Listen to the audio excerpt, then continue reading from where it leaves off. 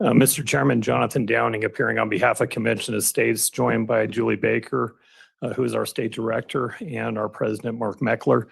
Would turn it over to Julie for an overview of the bill, if you'd like. Yes, please go ahead.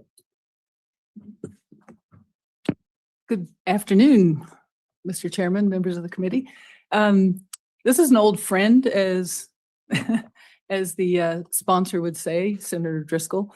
We've heard it many times. Everybody knows roughly what this is about. Convention of States is using Article 5. We want to use Article 5 to initiate an amendment proposal convention, a convention for proposing amendments to the U.S. Constitution in 3 areas: term limits on federal officials and Congress, fiscal restraint, and reducing the power and jurisdiction of the federal government. You've seen the resolution, I'm sure you've all read it, that we require 34 states, 2/3 of the states have to pass this resolution in order to initiate the convention. Amendments are proposed and discussed, and any amendments that the majority of the states think are worthy of adding to the Constitution will be forwarded to the states, and 3/4 of the states have to ratify in order for this to become part of the Constitution. Then the reason we feel we need this is because Washington, D.C. has become so big and so bloated, and as we know from decades and decades of history, they're reluctant to limit their own power. So, and you can see that from the spending. We're close to $40 trillion of debt, with, I think it was something like 170 trillion of unfunded liabilities. Every single administration but one has spent more than the next. And if nobody knows, that was Calvin Coolidge. So we feel we have to do this. Wyoming is in a really good position to be able to join the 20 other states that have already passed this. Kansas just passed back in January. So we need 34, and we really, request that you vote yes on SJ5.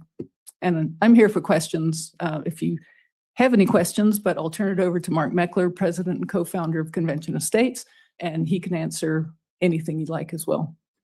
All right, thank you. Chairman, esteemed members of the committee, thank you for the privilege. Thank you for the privilege of being here today in front of you.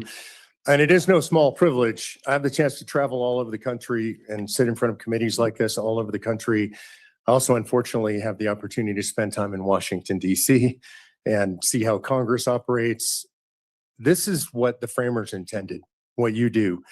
When I started in politics 15 years ago, and I was one of the founders of the Tea Party movement, I would say that I had a general disdain for politicians. And I think this is sort of the grassroots default. I've spent the last 13 years traveling the country and meeting with folks like you in state legislatures. It's completely changed my perspective of politics and politicians generally. And what I mean by that is Washington, D.C. is what it is. It's as dysfunctional and broken and filled with dysfunctional, broken people as you imagine it to be. But the state legislatures are filled with people who love their states, who are largely here because they're doing their duty. And whether we agree politically or not, almost everybody is here for the right reason. And so I have great hope when I come to any state legislative body. You guys encourage me. And that's why I say it is a great honor to sit here in front of you. I can make all the arguments to you why we should call a convention of states, generally speaking. I can go through all the runaway convention stuff. I think we've thoroughly debunked the fallacy of the runaway convention. 1787 wasn't. It takes 38 states to ratify anything comes out of convention. There cannot be a runaway convention. But I don't think that's the most important thing that I could say to you today. I think the most important thing I could say to you is to look at Washington, D.C. If you're like me and you're a conservative, you look at Washington, D.C., and what you see is the single best administration that we've had in my lifetime. I'll be 64 years old in a couple of weeks. My first vote was for Ronald Reagan. Never thought I'd say I'm seeing a better administration than Ronald Reagan, but that's what we've seen. Trump has gotten more done to reform the federal government than any president in modern history. It's absolutely extraordinary. I have many friends inside the administration at a very high level. And I can tell you something with absolute certainty. And this is from their lips to my ears and me witnessing it and you guys seeing it on the news. They are not, I repeat, not going to fix Washington, D.C. We will spend more money this year than we spent last year. We'll continue to spend more money. We will continue to increase the deficit. It's now 38 trillion. It will be soon over 40 trillion and beyond. Eventually, our interest on the debt, it's getting close now, will exceed our defense spending. No country in the history of the world has ever survived that. And that's where we're headed. And they're not going to fix it. And it's not for will to try. They are trying. They are working hard. They're doing their best. Really good people inside this administration. But Washington, D.C. has grown too big. It has grown outside of the constitutional box. The vast majority of the American people believe that Congress should have term limits. They will never do that to themselves. I repeat, never, in all caps. The vast majority of people believe that those in Washington should balance their budget, should have to live within their means like you do. They will never, never, never do that to themselves. There is no incentive to do so. The vast majority of people in this country believe that Washington, D.C. is too big and it does too much. And even across party lines, we may disagree on which parts are too big and in what places they do too much, but we can all absolutely agree on this. They will never limit their own power. If you believe they will, then you lack a basic understanding of human nature. This is not what human beings do. Never in all of human history has a government or a tyrant or somebody who's outgrown their original bound said, you know, I think I have too much power. I'm just going to give it back. So if we all agree that Washington, D.C. is out of control, if we all agree that their fiscal house is completely out of control, if we all agree that we should impose term limits, I would posit to you that we have to do it. And if it's not this, and if it's not now, I don't know what the alternative is. And I'm happy to stand for questions. Thank you. Are there any questions for the panel? Seeing none, thank you. Thank you. All right, the bill was presented. Would the sponsor like to have any words?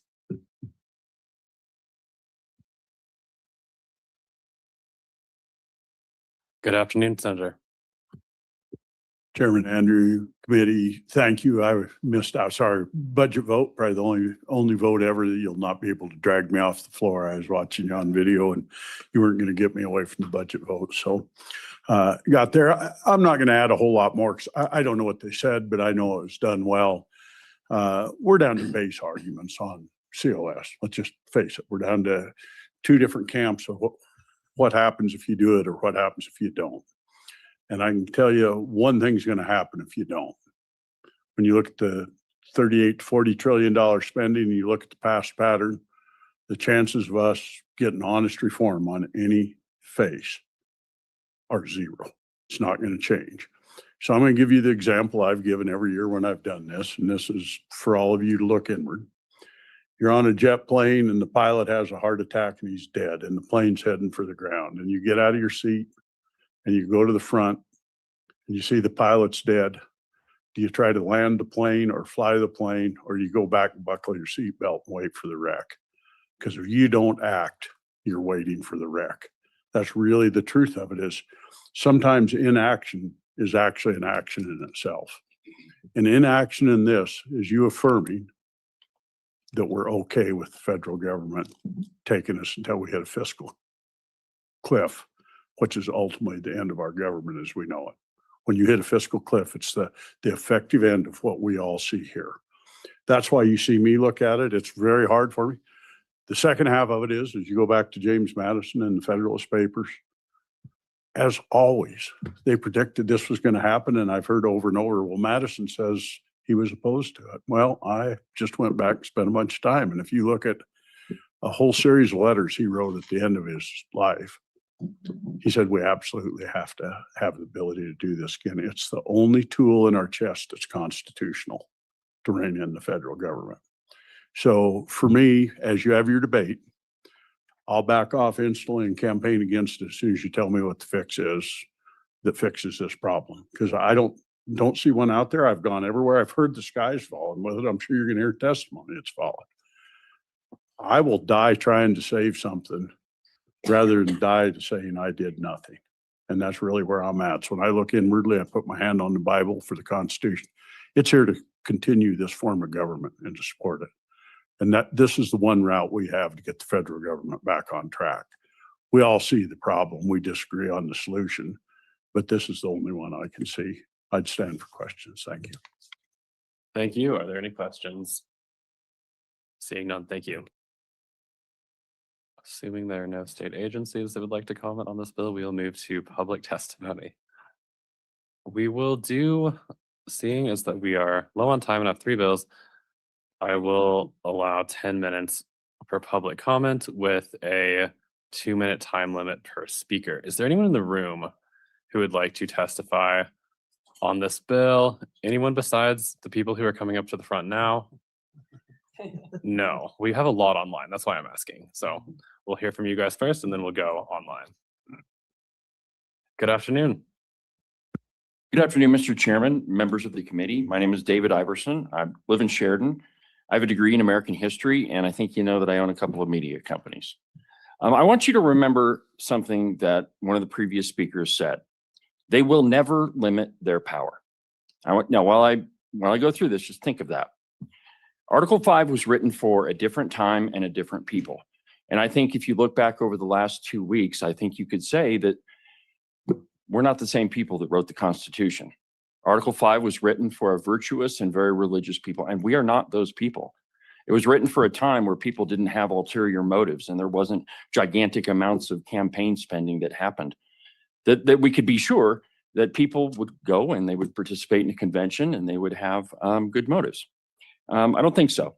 So in Article 5, there are only 2 things that the Constitution says you cannot do. One of them is to outlaw slavery before 1808. I think that we're a little bit past that.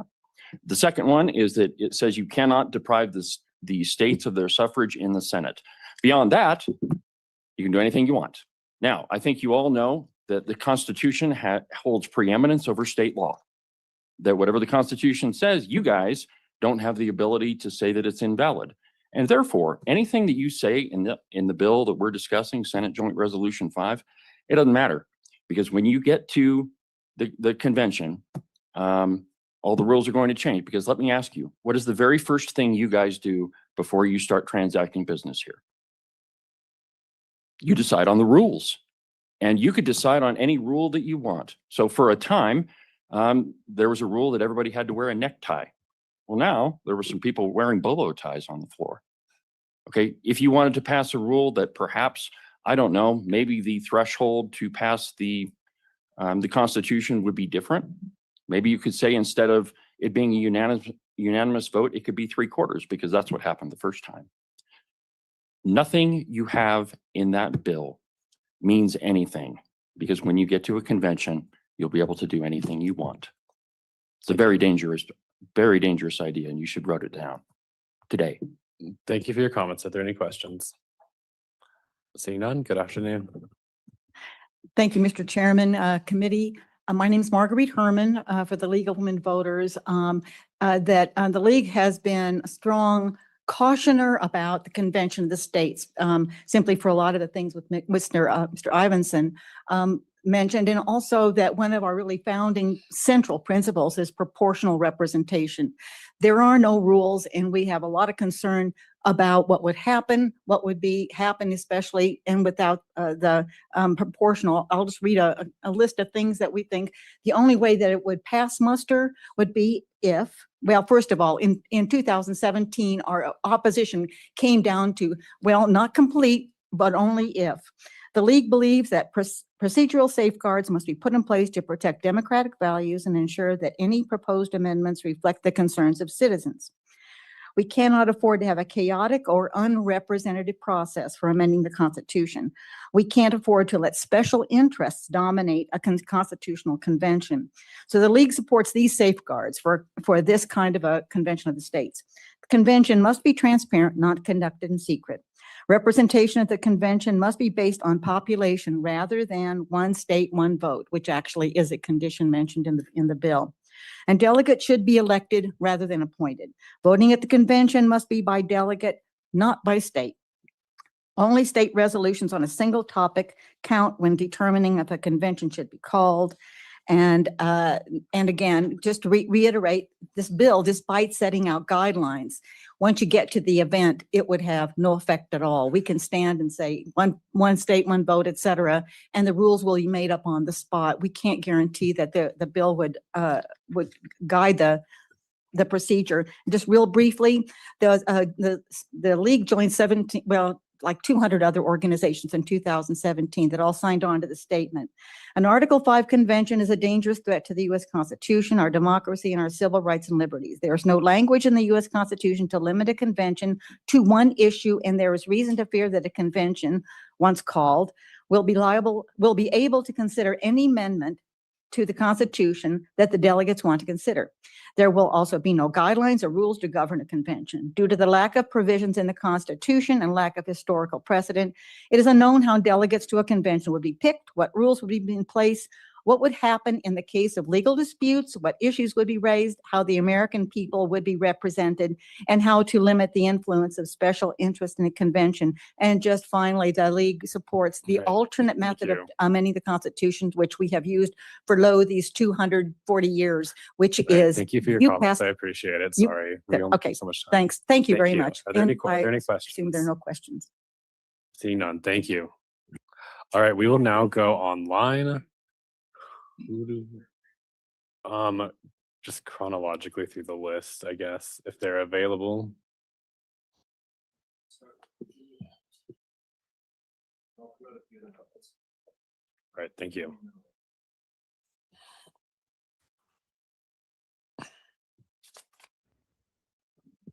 Gonna go Jimmy, I'm sorry, apologize. We'll go Elena Campbell first. All right, thank you. Good Mr. afternoon. Hello, Mr. Chairman and committee members. I really have little to add to David Iverson's testimony. I am against this. A lot of risks. Just as he said, they can arrive up there, they can gavel in and change all of the rules. It becomes a plenary or a general convention instead of things that we thought it was going to be before sending our delegates. In this particular bill, there is no automatic recall. We're not swearing in our delegates before they go. So there are a number of reasons to caution you on this bill. Thank you. Thank you. Are there any questions? Seeing none, thank you. Next, we will have Vaughn.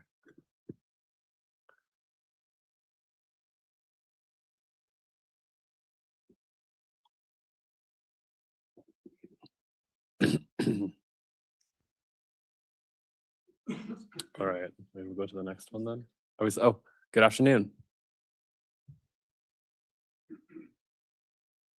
If you could make sure to have your mic unmuted, Vaughn, that'd be appreciated.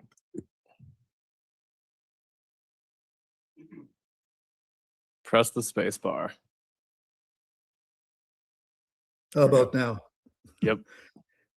I guess my comment is if the existing constitution is being trampled underfoot, what guarantee do we have that any additional rules will make a difference? We need rules, obviously, so it's just a comment. The other thing that I wanted to mention is it's not just the politicians, it's the people. People have expectations and stuff, and the pressures from other countries, defense spending and all that come into it. So it's not a simple issue. So I would say that I'm not comfortable with it, and I just wanted to add my comments. Thank you for your time. Thank you. Next, I'm trying to add Larry Dodge if he will accept the invitation. And it looks like he's joining now. So whenever you're ready, Larry, please have your mic unmuted and your camera visible.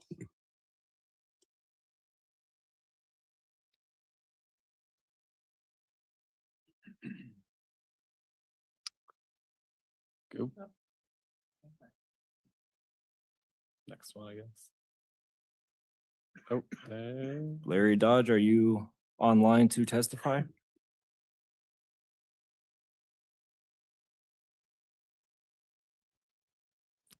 We will move on to Sarah Penn. Sarah Penn, if you would join the room as a panelist, it would be appreciated. And I'll allow 2 minutes. We'll go just a little bit over, but this will be the last comment. Okay, Hello, guys. Good I'm Sarah afternoon. Penn, and I'm from Fort Washakie. Thank you for the opportunity. I literally am driving in my car, and I had to just pull over to the side. So I want to speak in opposition to this bill. As what has already been said, I don't want to reiterate too many things, but just point to the fact that we already have a constitution that isn't being followed. If we change that constitution, is that going to change the way that people pay attention to it? I don't think so. A wise man by the name of Daniel Webster once said, "A strong conviction that something must be done is the parent of many bad measures." And I think that that fits perfectly when we're talking about this Article 5 convention of states, whatever it is that you want to call it. Because we just need to do something, we have an out of control government, let's just try it, I think is a bad way to handle this. We already have a constitution, as we said, that's been ignored. Justice Scalia used to endorse this. When he was a law professor, he said this was a good idea, and then he changed his stance that this is a bad idea. And he said, and I agree with this, this is a terrible 10th century to write a constitution. I also wanted to briefly discuss some of my experiences when I was in the legislature, responding to people's emails that were in support or against this issue. I would get these emails from an entity that would send kind of batch emails. This is from your constituent. It would have their names. It would have their addresses. I responded to everyone and I said, hey, eventually, why? And I would get emails back from those constituents saying, I don't know what you're talking about. I didn't send that email. And what is Convention of States? And I would love to talk about that more. If you guys want to contact me, please do. We can talk about it individually. But if these kinds of entities are working toward this, someone cannot be, these types of entities can't be trusted with our Constitution. There's just too much at stake. The risk-benefit ratio does not come out in our favor. So please vote nay on this bill. Thank you. Thank you. We'll now close public testimony. Committee, what is your pleasure? Move the bill. Moved by Representative Singh, seconded by Representative Erickson. Is there any discussion? Amendments? Seeing none, we are voting on Senate Joint Resolution 5. Please call the roll. This is a roll call vote for Senate Joint Resolution 5. Representative Bratton? No. Representative Erickson? Aye. Representative Guggenmoss? No. Representative Kelly? Excused. Representative Lawley left an absentee form, vote of aye. Representative Singh? Aye. Representative Strock? No. Representative Williams? Aye. Chairman Andrew? Aye. That is 5 ayes, 3 no, 1 excused. Thank you. Senate Joint Resolution 5 has passed. The committee. Senate 5. Well, hello, folks. You have been watching a public hearing of the Wyoming House Education Committee in consideration of our Article 5 Convention of States application, referred to as SJ5. The vote was 5 in favor, 3 opposed, and 1 absent. So we have just passed that Wyoming House Education Committee, folks, which is a great move in Wyoming. And it also means that we are now headed to the Wyoming House floor for 3 separate readings of the application, which should culminate in a final vote. Stay tuned. We're not quite sure about the timing on that yet, but we will keep you posted. I know we have Regional Director Deanna Beckett of the Wild West region, which includes Wyoming. She's standing by. We're going to go to her in just a minute for a short interview reacting to today's hearing. But first, just a quick recap. We heard from our beloved State Director, Julie Baker. She is just dynamite there. She gave great, very concise testimony. We knew we needed to keep things brief today so as not to annoy this committee. We're pretty sure we had the votes, but they are short on time. So you saw there was a time limit placed on testimony, and our folks did a great job being respectful, concise, and yet compelling as always. We heard from Mark Meckler, our president and co-founder. He did a great job, as always, just making the case for why we need to do this. If you understand that there's a problem with the federal government, you understand that this administration has done more to fix the problem than any other, but it can't do it all. We need an Article 5 convention of the states to propose amendments to bring about those permanent federal reforms that we so desperately need. This is the path to do it.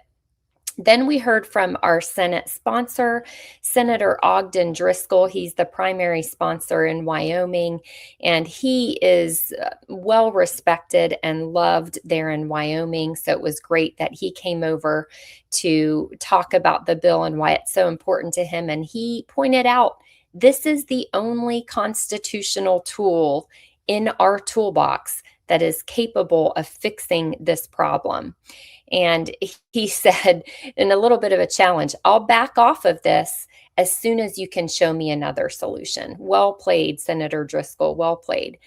Then we heard from the opponents who were not very compelling. The first one claimed that human nature has changed since the founding, and we can no longer be trusted to govern ourselves. Then we heard from the League of Women Voters saying they're opposed because they insist on proportional representation. And look, they understand that that's not how this works.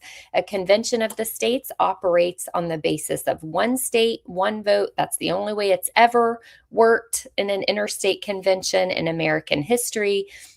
And that is the way an Article 5 convention would work as well. Well, they don't want that, so they're opposed. Then we heard from a couple of other opponents saying things like, what good will amendments do? Well, can you think of an amendment that is disobeyed today? I don't think so. Women can still vote. Presidents are still term limited. Amendments are obeyed, they are followed, and they are absolutely effective. So it was a great little hearing, culminating again in a vote of 5-3 with one absent, meaning that our application SJ5 moves on to the Wyoming House for the final stage. Could Wyoming become state number 21? Deanna, I'd like to hear your thoughts on that question. What did you think about the hearing today? I love hearing our state director, Julie Baker, testify. She gets better and better. It's short and sweet, to the point, and she's bold and courageous. I remember doing testimony in my little state of South Dakota, and my butterflies were going. And for me to actually stand by for questions or say I'm available for questions, I would have not done it. And Julie, she just hops right up there, elbows on the table, and she's bold and she's ready for questions. She is prepared.